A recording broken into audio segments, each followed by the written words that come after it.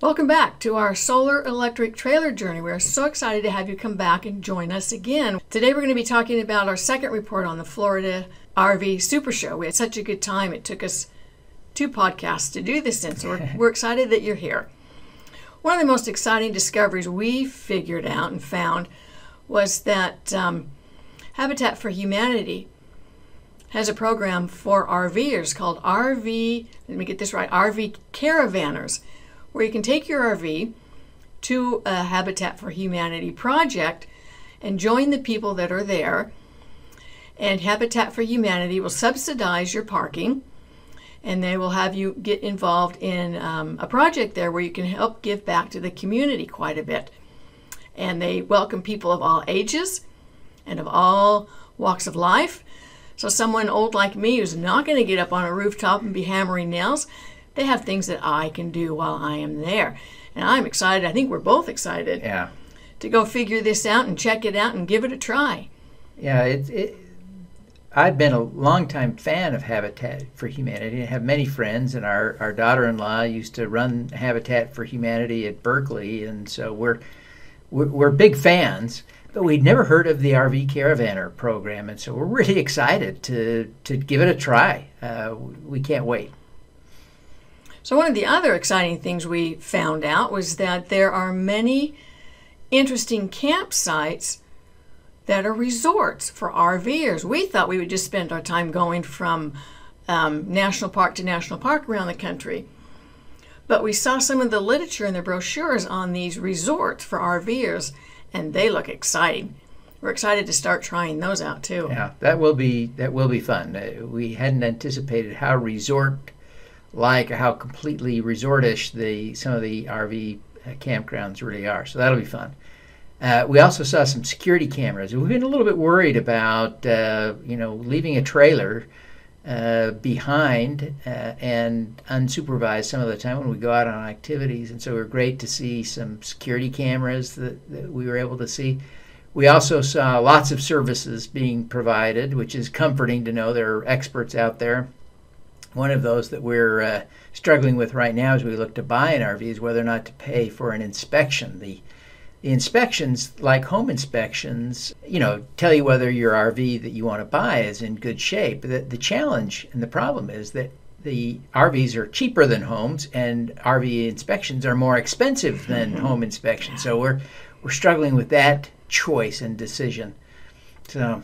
Yeah, we probably won't hire an inspector for our small pop-up trailer, but when we get our bigger trailer, we will absolutely use one, because I'm sure they will be looking for things that we wouldn't even know to look for. So we're excited to connect with one of those guys. We are also excited to see how easy it will be to stay connected while we are traveling around the country. Yeah, the technologies are proliferating now. Of course, in 2022, people just expect to be connected, and so there are lots of different tools and devices. We'll continue to explore that, but we're excited to be able to continue to work and share podcasts, etc., with you while we're traveling. We also saw some other things like the advanced leveling systems and the tire pressure monitoring systems, and so we're beginning to learn and appreciate many of the things that old-time RVers already know, and we're just beginning to learn. Yeah. And so we're entering that phase of learning what we don't know we don't know. Yeah. And so that's been good. It's been fun. It's been exciting. It's a bit overwhelming, but with time we will be really good at this. So we're glad that you're joining us today. We also focused a lot of our time and energy on the solar and battery systems that we can start using. Yeah, we're really getting excited about this idea that we're going to have a practice trailer. This pop-up will tow with the Bolt, which will be teeny tiny, is really going to give us an opportunity to experiment with and learn a bunch of stuff about solar and batteries. And so we're designing a whole system, and there's a lot to learn. Oh my gosh, I'm not an electrical engineer. Gail, are you an electrical? No. Okay, just checking. No. Yeah, so this has really been a fun challenge to figure out how all these components come together. So you've got solar panels. How do you get the energy into a battery? How do you get the energy out of the battery into the devices? There's a lot to think about, and so we've been working on that, but we learned a lot at the show. Yeah, we certainly did. It's little by little, step by step, we are learning a lot of things. Devin's now going to take a few minutes to describe our preliminary solar systems design. Terrific.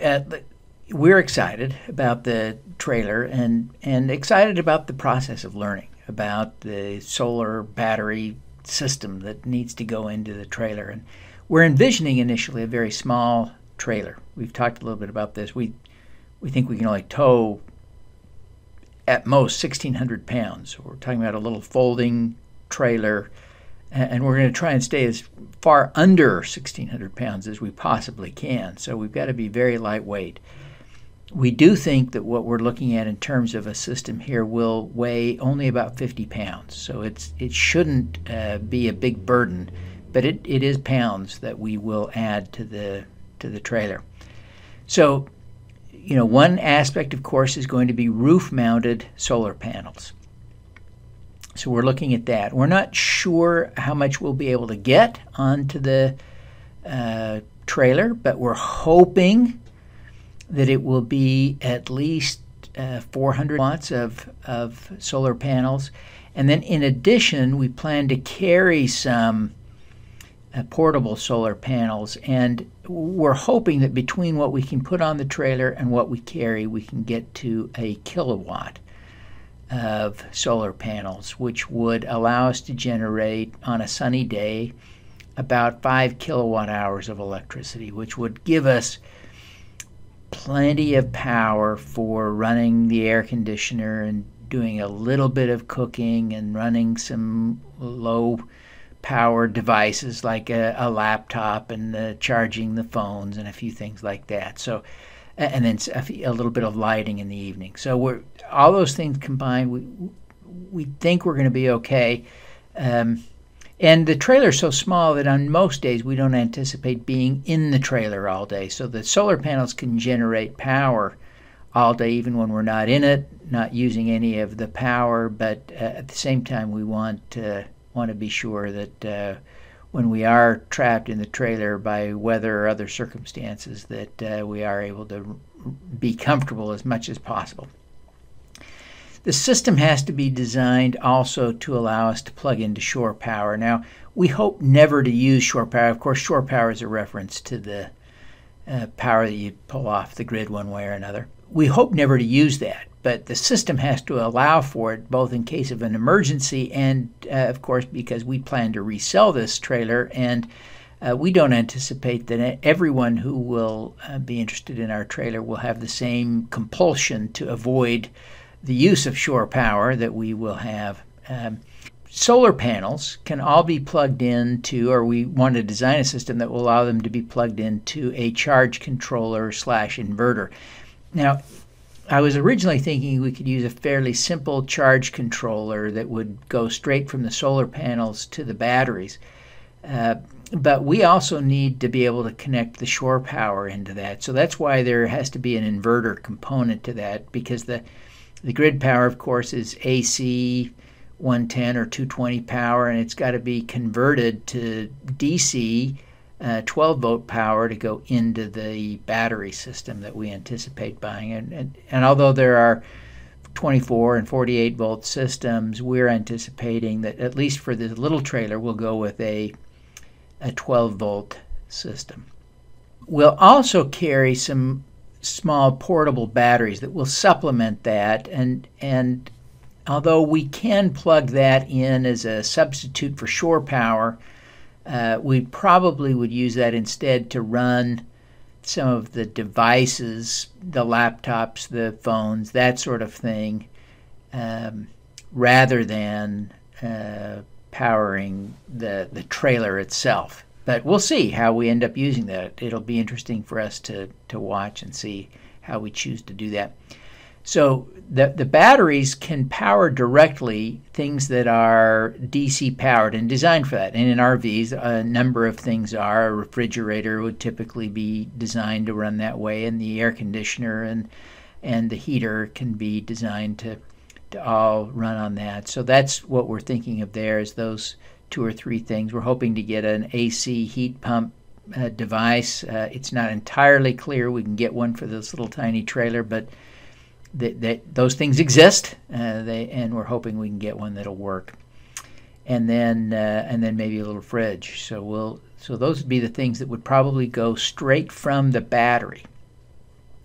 Then the battery would connect to an inverter, and the inverter would then power devices like the things that you would plug in. So that could be anything. It could be a cook stove that we might bring on in our devices, right? So our phones and laptops and iPads and that kind of thing. But again, all of that may be powered by the portable batteries as well. So it'll be interesting to see how this system in fact works if we go with this as we're now planning to do. Before we, of course, build the system, we have to get a trailer. We haven't done that yet, so we'll keep you posted on that. But as we figure out these details, we'll revisit this question, because this is a central part of what we're hoping to figure out with our system, and we'll get into more details around each of these things as we